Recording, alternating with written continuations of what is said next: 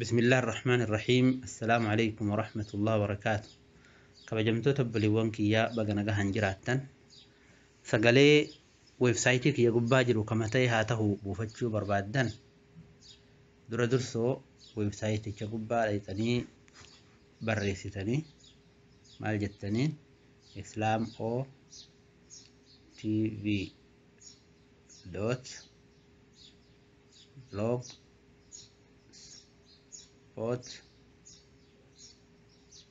spot.com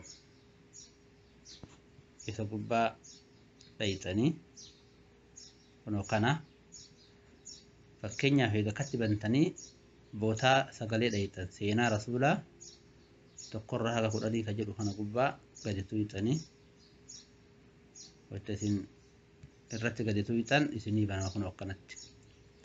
yookaan yoo linkii ani isinii ergee jiraadhe linkii ma gubbaa gadi tuyxan fakkeenyaaf linkiin ani isinii erge yoo jiraate kuno garee hidaayaa gubbaa irratti linkii isinii ergee jira tokkorra haga 10 buufachuu barbaade ni barbaadanii kuno kana maal godha linkichuma gubbaa gadi tuqa akkatti banama maal godha eegasi buufachuudhaaf kuno bakka sagalee kana fuulduratti qabxii sadii gubbaa gadi tuqa yoo ante ko gadi tuqu maal naafida tanziil yookaan download ka jedhu kana gubbaa naafida tanziil yookaan download wanno gadi garagaltee jalli sarara kaayame tana akkanatti yoo dhufe qabxii gubbaa gadi tuqa akkanatti fida isii gubbaa gadi tuqa qastiin gadi akeettee jalli sarara kaayame kana gubbaa gadi tuqa jechuu yoo ani gadi tuqe fakkeenyaaf kana maal naan jedha tanziila godhuu barbaadda gadi buusi naan jedha isuma gubbaa gadi tuqa calliseetuma yeroo geesse natti hima inni nuufu isuma gubbaa akkatti gadi tuquu kiyyaan bas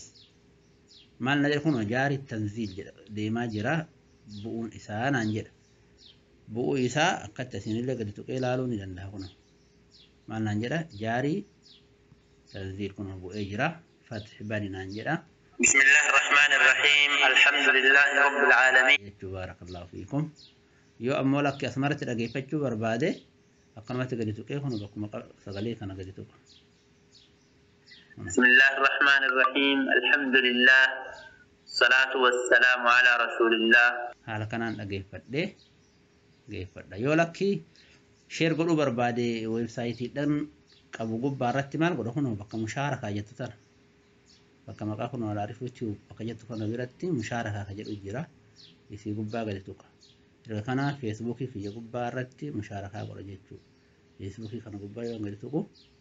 mushaaraka godhu barbaaddan jedha jedhani akkasitti mushaaraka godha share jechuu akkasi barakallahu fiikum galatooma isinin jedha nagaatti yoo isin dhibe na deebisa isiniif ibsa